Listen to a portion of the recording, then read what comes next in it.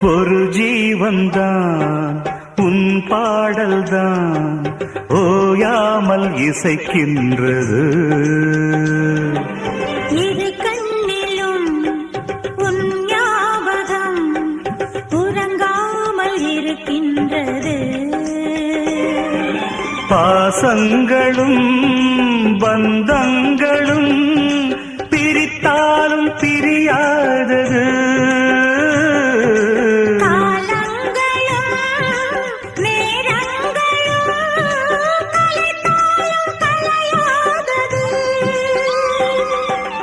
ஒரு ஜீவன்தான் உன் பாடல்தான் ஓயாமல் இசைக்கின்றது.